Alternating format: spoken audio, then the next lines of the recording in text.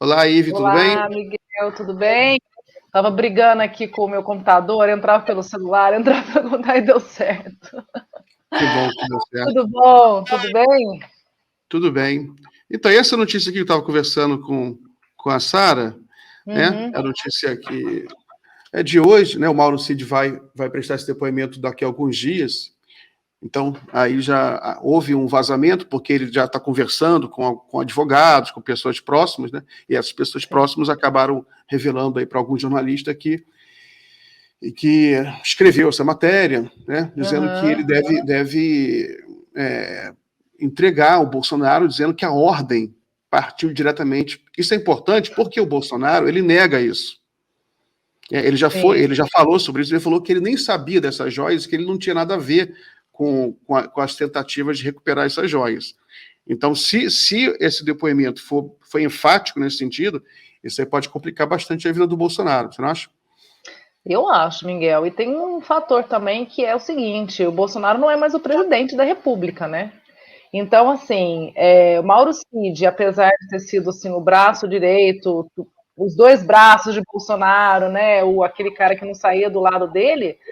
Mas agora, né, o Bolsonaro não tem mais poder nenhum, né? Ele não tem mais foro privilegiado, ele não tem mais nada, ele não tem mais autoridade, não tem mais poder. Então, assim, o Mauro, ele vai querer limpar a barra dele de alguma forma, né? Não vai querer sobrar para ele toda a culpa. Então, vamos aguardar. Estou ansiosa para ouvir esse depoimento, me parece que é na quarta-feira, né? E assim, o Bolsonaro me parece que está com medo, né? Já está recolhido, já chegou no Brasil, não foi como ele imaginava que seria, né? Então, assim, ele está vendo que ele perdeu força, que ele não tem mais a influência que ele tinha. E tudo leva a crer que Bolsonaro sabia, assim, que partiu de ordem, assim, ele usou todo o aparato, né, militar para poder, sei lá, tentar ficar com essas joias de forma clandestina, né, até assim, nos últimos dias de governo ele mandou um sargento da Marinha para ir lá tentar mais uma vez resgatar essas joias. Então, assim, se não foi Bolsonaro, quem que foi então? O ministro de Minas e Energia? Alguém sabia disso, então assim, vai aparecer, né? Vai aparecer. E ele falou, eu acho que a mídia não está repercutindo muito, eu não sei como é que vocês falaram nisso, mas existe uma entrevista, alguma coisa assim, ele falando para um jornalista, enquanto ele estava nos Estados Unidos, de que ele nem fala em Arábia Saudita, ele fala em Emirados Árabes. Né, ele cita, não sei se ele se confundiu ou se realmente essa história também está um pouco confusa, né? Pode ser que ainda falta muita coisa para ser esclarecida. Eu estou ansiosa para Ele saber. falou dos Estados Unidos, né? Falou? Emirados Árabes. Eu lembro disso, a gente noticiou, a gente comentou aqui. E, Aqui acho que e, eles alegaram que foi confusão do sim, Bolsonaro, né? pode ser, pode ser. Mas essa história da Arábia Saudita e Emirados Árabes, né? Porque a refinaria aqui no Brasil, na Bahia, E, foi para o Emirados Árabes, para um fundo dos Emirados Árabes, controlado pelo governo dos Emirados Árabes. uhum, E as joias vieram da Arábia Saudita. Né? Só que quando eu fui fazer o exame das visitas do Bolsonaro, a hipótese de que as joias sejam propina não precisa ser a refinaria, porque os árabes, na visita que o Bolsonaro fez à Arábia Saudita, os árabes uhum. prometeram investimentos no Brasil da ordem de 19 bilhões de dólares no Brasil, entendeu? E esses investimentos ficariam no âmbito do governo federal. Ele ia indicar para onde iria esse dinheiro. Imagine como isso não abre oportunidade de corrupção. Imagine. Com certeza. Isso aqui, investe aqui, investe ali, porque, evidentemente, que o investimento estrangeiro no Brasil iria exigir que o governo federal se envolvesse, como é normal até, não tem jeito, se envolvesse questões de regulamentação, às vezes um benefício fiscal aqui ou E ali, liberação de alguma coisa. facilitação, com Isso certeza. acontece. Isso, inclusive, é difícil, às vezes, apurar a corrupção no alto escalão, nível presidente da República, é difícil, porque você não pode criminalizar a política. E o presidente ele tem prerrogativa de fazer isso, por exemplo, de indicar, investe aqui. O presidente da República pode chegar para para um príncipe árabe falar, não, investe lá no Porto de Santos, é o melhor. Pode fazer isso, não é crime. O que é crime é você receber uma joia, entendeu? Porque aí você configura e você não declarar exato. que recebeu, né? Por que não declara?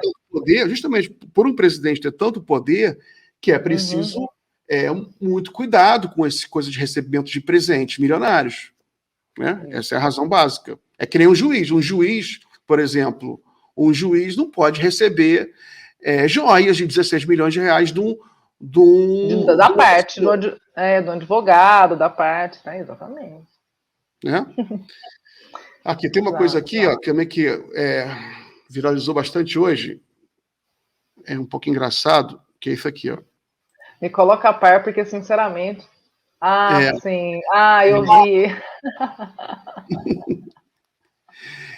Beijo Pernambuco, eu amo esta cidade. Ela fez um vídeo... Que tristeza, né? Não sabe a diferença. Ex-primeiro-dama aparece em vídeo publicado no Instagram do deputado estadual Coronel Alberto Feitosa. Essa...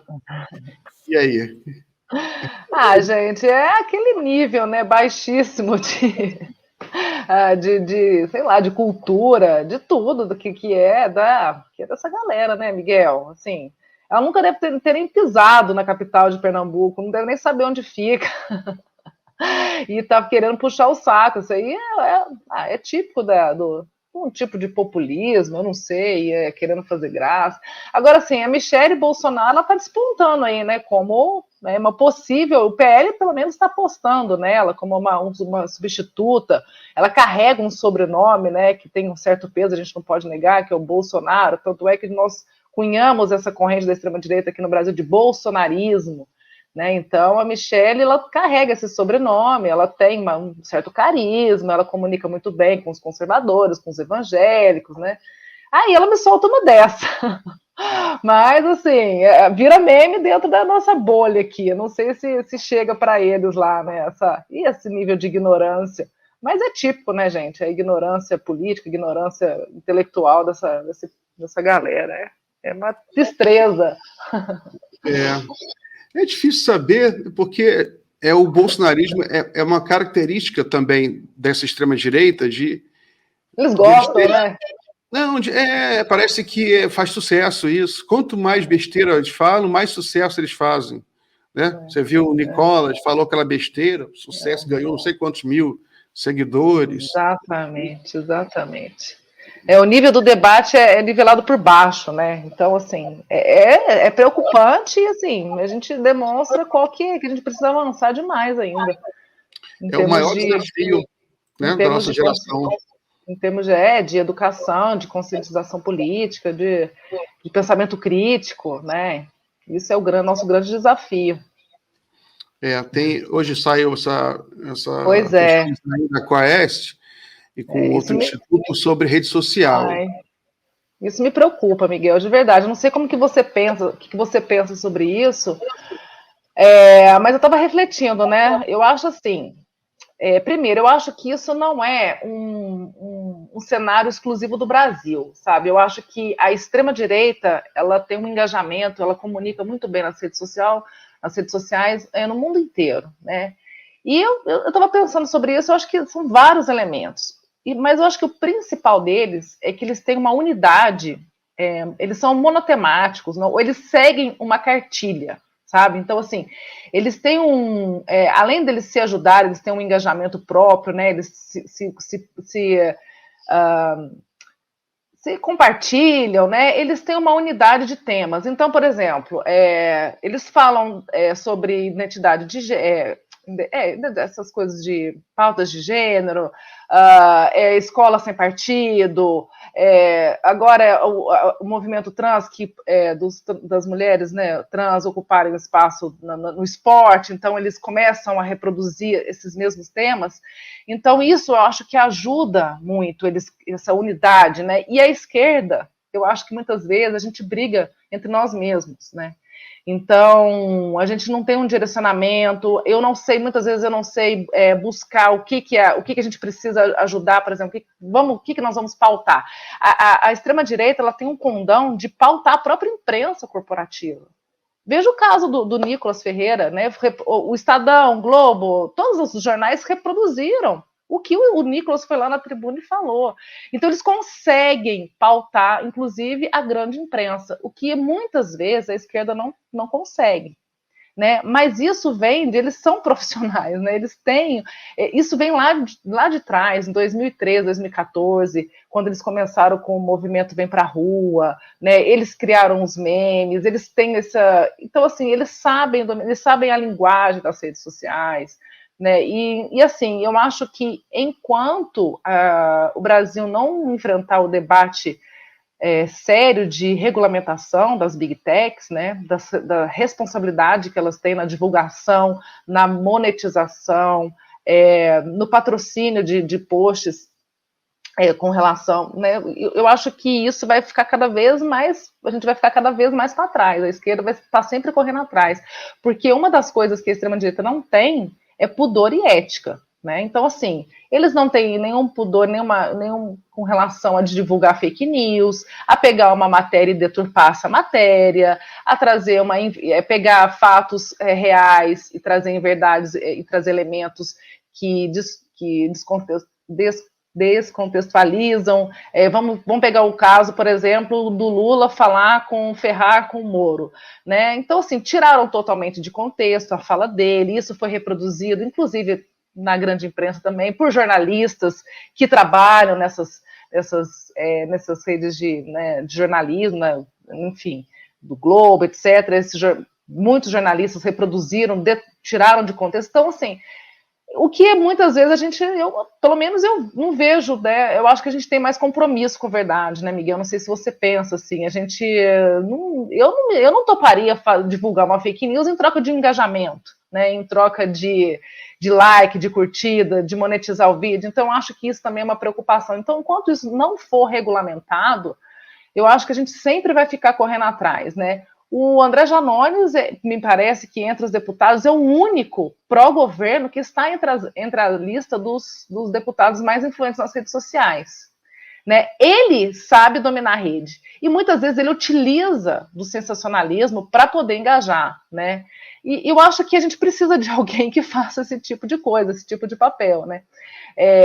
Mas eu também fico com o pé atrás, assim, eu não sei até que ponto que é bom ou não, mas eu acho que nas eleições, na campanha, ele foi fundamental, porque pelo menos ele soltava alguma coisa ali que muitas vezes não era verdade. Por exemplo, vou dar um exemplo aqui, que era a questão do chupetinha lá, do Nicolas, tem um caso com outro cara e postava foto, uma montagem, não sei o que, e nisso o Nicolas ficava correndo atrás de desmentir que aquilo era mentira. Então, assim, eles ficaram desnorteados, e pelo menos a gente distraiu, eles não tinham tempo de inventar fake news, né? Então, esse é o papel.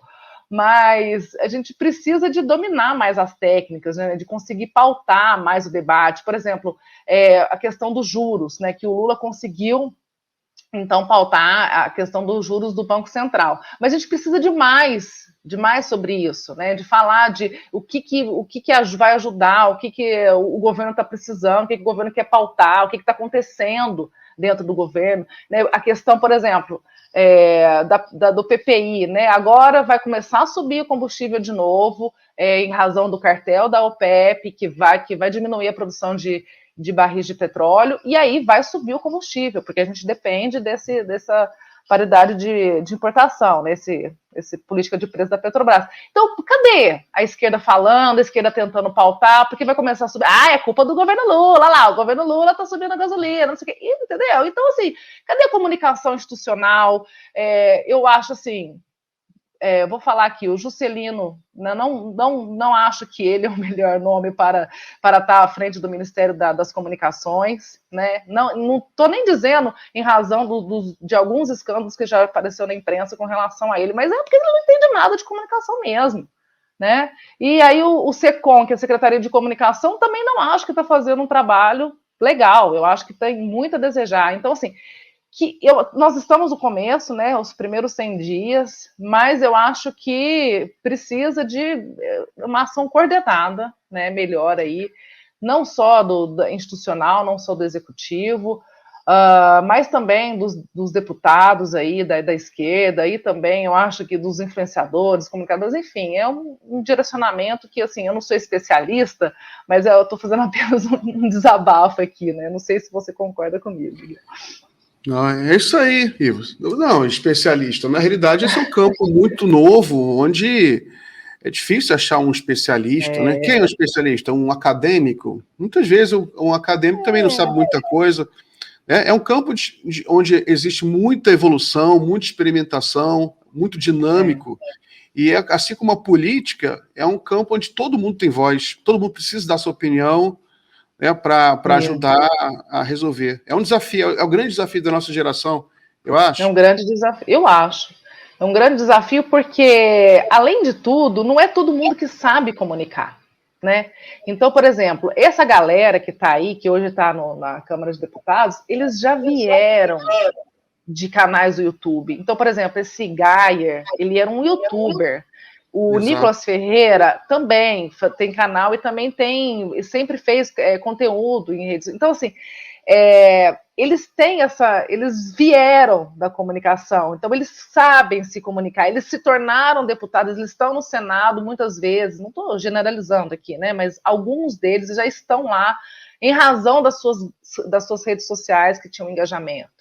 Né? Então, é essa a grande questão. Muitas vezes, os deputados que estão, né, da esquerda estão lá não porque tiveram as redes sociais, que têm engajamento, eles não têm canal no YouTube, foi em razão dos seus trabalhos de base, né, por outras questões. E às vezes eles não tem tempo de produzir vídeo, não tem tempo de ficar fazendo, sei lá, de fazer conteúdo. Então, isso que é a grande diferença também, né?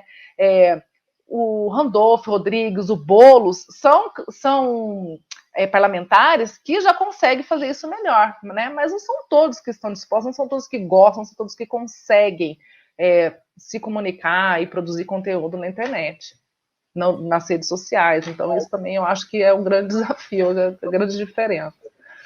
Exato. Deixa eu só ler um superchat aqui. Tem aqui que eu não entendi, fiz alguma ironia. Pega eu, que eu sou ladrão. Mas explique depois para entender. A Andréa Marcolino.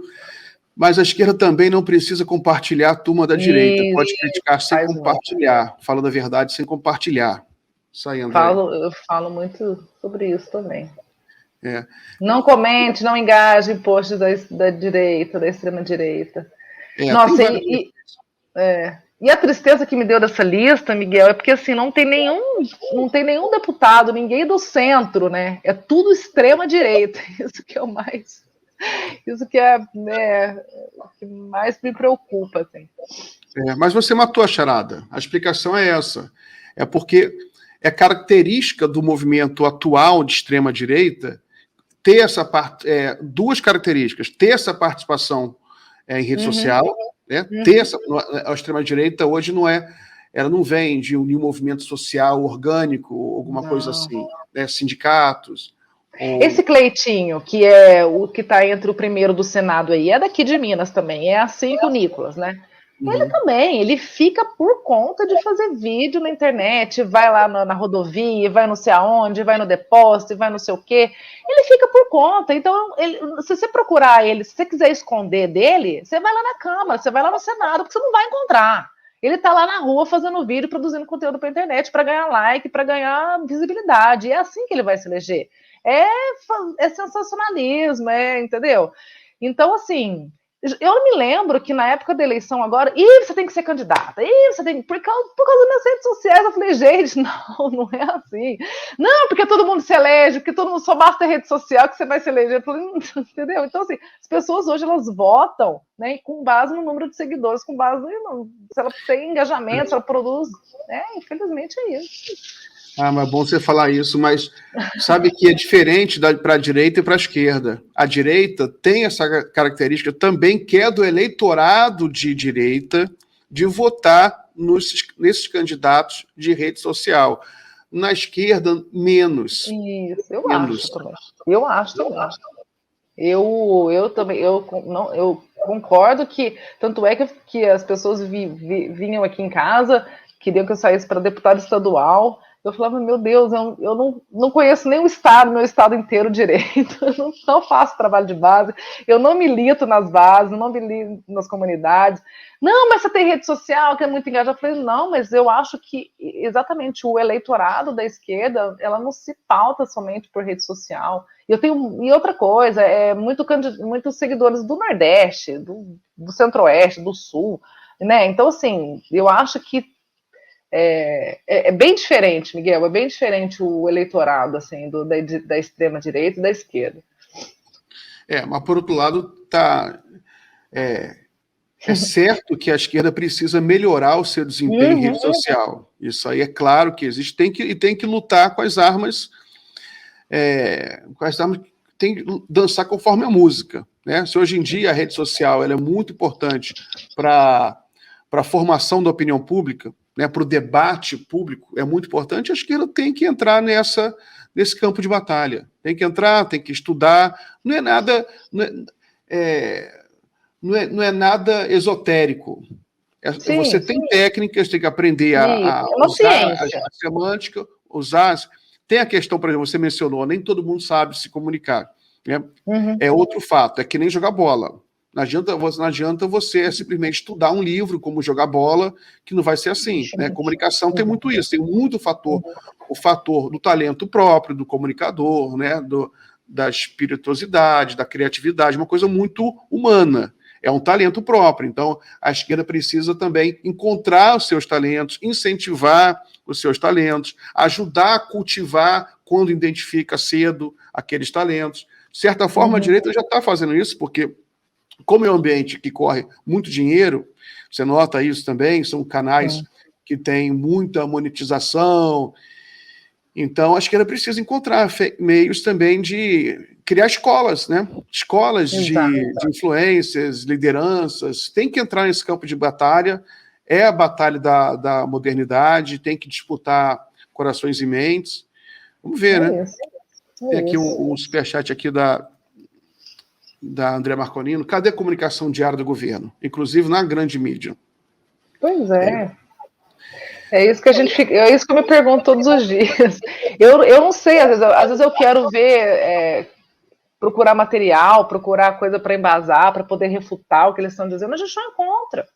A gente não encontra nos canais assim de esquerda, assim, é muito pouco alimentado, a gente é muito pouco municiado de conteúdo, e eu acredito que na direita, nos canais de direita, do Telegram, enfim, eles conseguem fazer isso, né? Então a gente precisa evoluir, estudar bastante, porque, na minha visão, essa questão é uma questão de ciência. Eu acho que a gente tem que procurar especialistas, pessoas que entendem de comunicação digital, de questão de algoritmo, de engajamento, de como conseguir engajamento, né? Existem técnicas de comunicação, existem clickbaits, né? A gente não precisa divulgar fake news, nem fazer divulgar de forma sensacionalista as matérias, mas a gente precisa de algum tipo de técnica, sim, na minha visão.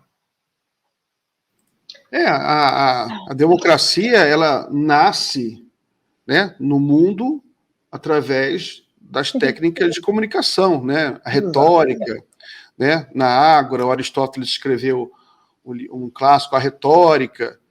Tem que estudar isso, não é uma coisa moderna propriamente, né? A necessidade de comunicação é não antiga. só democracia, né, Miguel? O nazismo, a própria ascensão do nazismo, através do rádio, né?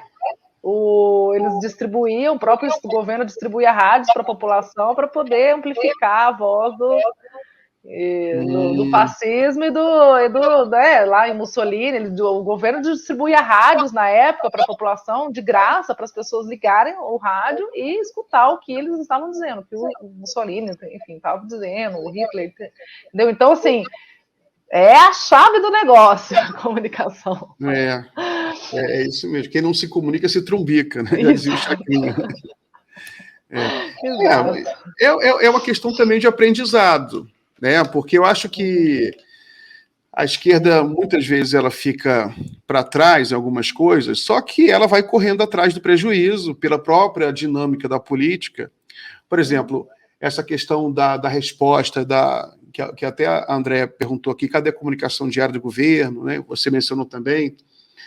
É porque, de fato, se o governo achar que comunicação é só colocar uns bannerzinhos na Globo, né? O governo Lula está muito bem, 100 dias, bannerzinho na Folha, 100 vivos 100 dias. Não é por aí, tem que ser uma comunicação muito mais dinâmica. Né? E vou falar outra coisa para vocês, vocês podem até dar risada, mas muitas pessoas elas têm preguiça de ler. Então, assim, hoje em dia, na minha visão, é vídeo, né? Essa galera, para furar bolha, para expandir a comunicação, assim, eu não sei se é felizmente ou infelizmente, as pessoas preferem vídeo. E assim, é vídeo assim, assistiu esse aqui, cadê o próximo? Assistiu esse aqui, cadê o próximo, né? Se tem alguma coisa mais elaborada que você tem que ler um texto, né? Pode ser o melhor fio do Twitter, pode ser a melhor matéria no jornal, e as pessoas vão procurar aquele que vai produzir um vídeo que você não tem trabalho nem de ler. Que a pessoa quer que desenhe para você ali no videozinho bonitinho, que coloque, que faça uma edição bacana, que coloque uma música de fundo, que coloque um gráfico bonito, não sei o quê, faça uma edição passando imagem. Aí aquilo lá prende atenção. Né? Então, assim, não adianta você fazer uma tese ali no Twitter ou querer lacrar, entendeu? Que o povo mesmo, a massa, não vai ler, Miguel. Não vai ler. Então, esse também é um grande desafio. Mas comunicação é isso, né? Comunicação não é o que você quer, é o que você gosta. Comunicação, você tem que pensar no outro que vai ouvir. E não tem nem cabe um debate aqui se é bom o vídeo ou não. As pessoas querem ver vídeo. Você tem que botar vídeo. Assim, exatamente. Tem que ter de tudo, né? Mas eu tô falando o que populariza, o que gira, o que vai na massa ali mesmo, que roda, são os vídeos. Né? Não, texto, sempre vai existir texto, até porque... Para embasar o vídeo. Exato. Os vídeos, eles são baseados em roteiro, baseados em algum tipo de conhecimento. Então, não se preocupem, galera da literatura, que os textos sempre vão existir. Ninguém vai acabar... Inclusive, eu me baseio em muitos textos aqui do Miguel para fazer meus vídeos. Tá vendo? Bom saber. Porque se eu fosse ficar pensando nisso, também eu estava lascado, né? Escrevo às vezes um texto. Eu nem me preocupo se eu ficar preocupando se alguém vai ler o negócio, eu fico desanimado se eu vou para escrever. Eu tenho que ir soltando, né? Mas, enfim, aqui, o texto, ele vira vídeo. Né? Ele vira vídeo, alguém lê, alguém transforma, formadores de opinião, enfim, de alguma forma ele se transforma em vídeo, mas Mas o que eu estou dizendo é, por exemplo, a comunicação do governo institucional que a gente estava falando aqui. Se ficar só baseado em banner ou em algum texto, alguma coisa que vá no Twitter, que vá no Facebook, que vá não sei aonde, eu acho que eles precisam, então, começar a também produzir vídeos. Né? Pegar uma pessoa, uma comunicadora, pegar um deputado, pegar o próprio presidente, fazer imagens. As pessoas gostam disso. Né, de compartilhar isso, assim. Eu acho que tem um engajamento, eu acho que tem uma adesão maior, na minha visão. Assim. Isso. Tem um superchat aqui do Tarso Breno. Boa noite, dupla dinâmica. Agora no governo não temos mais desculpa para não agir nas redes sociais. Estamos com a máquina pessoal. Isso aí, Tarso. Tem mais desculpa, de fato. De certa forma, Ive, o processo eleitoral, a vitória eleitoral do Lula é o recado principal, né, da população, que ela quer, de fato, que tenha, faz parte das obrigações de um governo, né, um governo é um agente político, de investir nesse processo de melhorar a cultura política do Brasil. Né, isso a gente só vai melhorar, por exemplo, isolar essas franjas fascistas, violentas, né? Como é que a gente vai combater, por exemplo, a violência? Então, e uma coisa, Miguel, que eu estava observando também, só para a gente fechar aqui, que eu sei que minha participação está acabando, mas uma coisa assim, eu acho que a extrema-direita, a gente tem que pegar no ponto fraco dele, eles têm grande dificuldade em lidar com fatos, né, com a materialidade, né, histórica, fática do que está acontecendo. Então, assim, e uma das coisas que mais pega as pessoas é a questão econômica, né, o que envolve a questão financeira, econômica do povo, né? É isso que o povo está preocupado. Então, assim, eu acho que a gente tem que trabalhar, né, de forma a levar fatos, né? Porque, assim, contra mamadeira de piroca, não sei o quê, essas pautas ideológicas, né? Isso aí vai sempre existir. Não adianta a gente ficar brigando com isso, não tem como convencer, entendeu? Do contrário. Então, assim, a gente tem que começar a falar mais de verdade, o que está rolando, o que está acontecendo, porque contra isso eles não conseguem desfazer, né? Não conseguem brigar. Então, assim, a gasolina está cara, por que está caro? O juros está alto, por que os juros estão altos, né? E é isso, a gente tem que tentar demonstrar a verdade e abandonar essa questão um pouco, assim, de ficar brigando com coisas enfim, de sexo dos anjos, que eu acho que não leva muito, eu acho que a gente não vai sair do lugar, na minha opinião. Muito bem, muito bem. Muito obrigado pela sua participação. Eu que agradeço, Miguel. Volto sempre. Beijo. Eu volto sim, só chamar. Beijo.